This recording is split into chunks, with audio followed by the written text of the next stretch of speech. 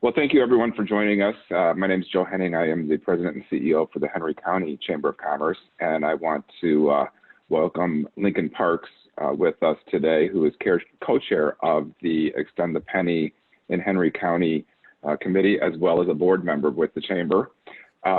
In brief, I'd just like to highlight that over the first 4 SPLOSTs that Henry County has had in place, we've paved over 70 miles of dirt roads, rebuilt 15 bridges, completed more than 14 miles of major transportation projects, and constructed 11 new fire stations. So the results and benefits of the SPLOST are seen throughout the county, and I'm encouraging everyone to vote yes in support of SPLOST V this fall. Just as a brief piece, SPLOST IV, which is in effect now, ends in March of 2020. And if SPLOST V passes, it would begin in April. SPLOST themselves, it's just a local option sales tax. It was first approved by the state of Georgia in 1996 with some rewritten laws in 2004. Capital improvement projects that would otherwise be paid for with general fund or property tax revenues are what the goal is for a SPLOST. And 1 penny per dollar sales tax in Henry County is what is the SPLOST that we're talking about today, and that is largely paid for by visitors to and through Henry County. So anytime that one of our visitors stops at a hotel or a restaurant, a store, or a gas station, they're contributing to the transportation and infrastructure needs of Henry County. And so while we are also paying those SPLOST taxes, we are also benefiting from those visitors through Henry County. The SPLOST cannot be used for any operating expenses such as salaries or ongoing expenses within the county, and that's a common misconception that we're hearing. It is not a new tax, but rather a continuation, as I said, of the SPLOST IV tax, and it is not currently collected on groceries or medications. Regarding the SPLOST V, originally a committee was appointed by the county commissioners in July of 2018 to review the projects that were coming forth throughout the county and to recommend those based on feedback to the Board of Commissioners. In that 2018 calendar year, they held more than 17 meetings throughout Henry County, north, south, east, and west. And in June of 2019, they provided a project list to the Board of Commissioners, which was approved. There was some discussion between the cities and the county, and ultimately in August of 2019, Henry County Commissioners called for the SPLOST V referendum as it stands today with the proposed projects that we'll discuss. What they looked at when they were doing the selection criteria and the considerations for these projects were the economic prosperity of the county, social well-being, environmental protection, geographic impact and distribution, and a continuation or expansion of current projects. Key to all of this, though, was the sustainability and the self-sufficiency of those projects that they were going to approve. In overview, as we go into the detail, I just want to again mention that more than half of those projects that are proposed with SPLOST V are for transportation needs that we have within the county, roughly 56% there. Another 16% are for cultural facilities, 13.5% for public safety, 11% for parks and open spaces, 2% for sustainability, and just under 1% for public buildings in the county. I'd like to now introduce Lincoln Parks and ask him if he would like to highlight some of the projects that we see for both the county and for the cities involved. Okay, great. Thanks, Joe. So I'm going to just go over some of the projects that the counties and cities have on the SPLOST V list. So the first one that you're looking at here is the Henry County Aquatic Center. This addresses an unmet recreation need in the county.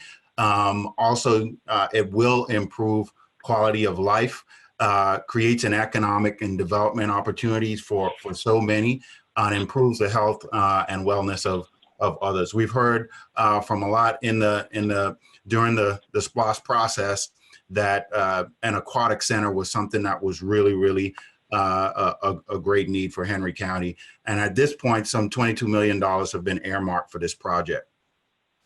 Then let's go into District 1 projects. So here are some of the things that are going to happen.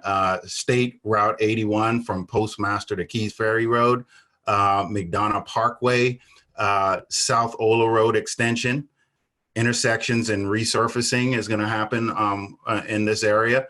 and then also 4 dirt road projects, Peaksville, Elliston, Berg, and Sandy Ridge roads. So nearly 10 million is earmarked for major transportation projects, and another 7 million is proposed for dirt road projects in the district. Well, let's talk a little bit about District 2 projects. So $9 million for capital projects, 4.5 million for fire and police stations, and that will improve the quality of life, and also for reduction in insurance premiums. So capital projects include the Nash Farm improvements and Recreation Center in District 2. And then the balance of that, which will be nearly $10 million, is proposed for transportation projects within that district. So in District 3, $2.5 million for parks, library, and senior center. And then along State Route 81 widening, then the East Lake Airline Snapping Shoal improvements, and then 9 intersection improvements as well. And then sidewalks and resurfacing that's going to be happening in District 3. So park improvements and library enhancements are also a part of District 3's capital projects.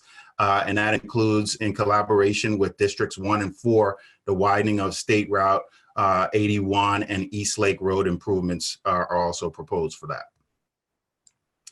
In District 4, capital projects for parks and recreation, the Rock Quarry Road widening, East Lake Road widening, East Lake Road intersections, and district-wide resurfacing. So District 4 has realized a great deal of the SPLOST enhancements, including the Campground Road extension and Bud Kelly Park.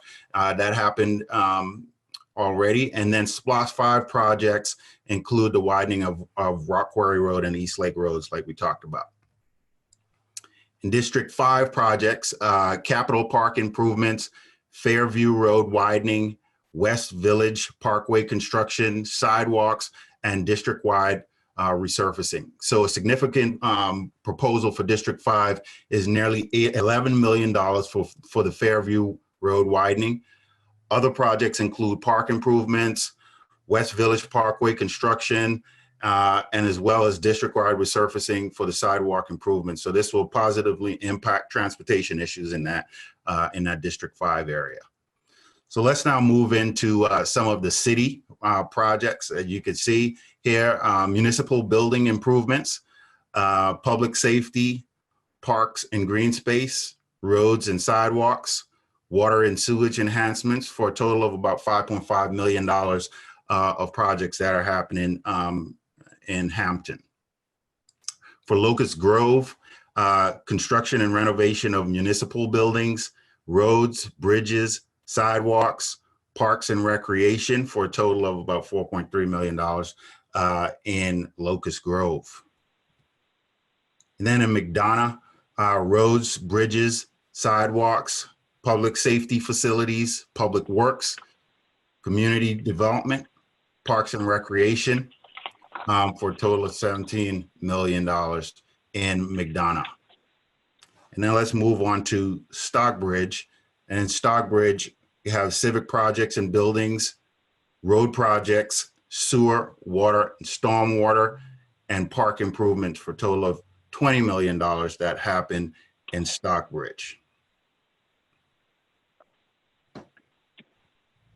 Thank you, Lincoln. I think one of the key pieces to point out as well, as we look at what has been accomplished through the first 4 SPLOST and what we're looking at for proposals for SPLOST 5, is that with those 11 new fire stations spread throughout the county, a number of our property owners have seen a decrease, a reduction in their insurance policies and that, because now they have the fire and safety measures closer to their residents, so the risk is a lot less. And so I think those are benefits that we don't often think about with that quality of life enhancement. So quickly, just to look again, as I said, this is not a new tax. It is actually a continuation of the SPLOST 4 tax. The total county sales tax then remains at 7% for the 5 years of SPLOST 5.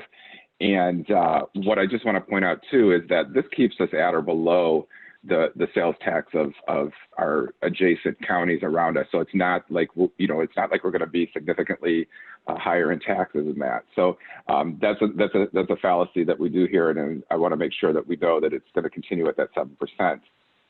Just looking at, as we look at the need for SPLOST funding and that, the Henry County General Revenue Fund, general fund revenues, the revenue itself is around 39%, and then from taxes, 32%, and then from property taxes, 28%. So if we look at that tax line in the middle, if we don't renew the SPLOST V, that's a significant source of revenue that we're going to see removed from project budgets as well as operations in that. In the general expenditures, 55% of what the county spends goes to public safety, your fire and your police. 21% go to general government, 11% to judicial, to public works in there at 6%, cultural and recreation at 4%, and then fund transfers at 2%. So the money is tied up a lot, and we need to make sure that we're continuing to fund some of these programs. If we don't fund them, it's going to be an increase in property taxes more than likely, or we just won't have these projects done.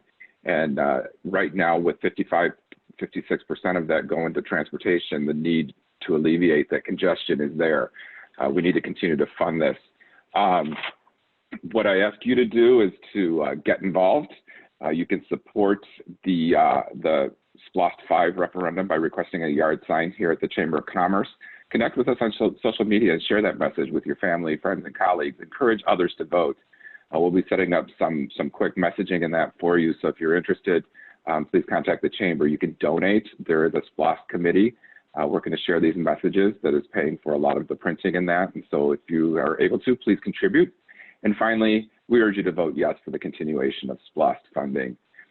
You can do that through absentee ballot. You can do advanced voting, which begins next Monday, October 14th. And that is available in McDonough and Stockbridge Monday through Friday from 8 to 5. That'll be for 2 weeks. Then on the October 28th through November 1st, there will be 5 locations throughout the county that are open from 7 a.m. to 7 p.m. And then Election Day is Tuesday, November 5th. I encourage everybody to go out and vote in the advanced early voting because you only have to go to the one location then to vote for both county and municipal ballot measures. And a lot of this information from locations to projects involved can be found at extendthepenny.com. And you can follow us on social media at #extendthepenny. I want to thank you for your time, Lincoln. Thank you very much. And let's all get out there and vote for SPLOST V. Thank you, Joe.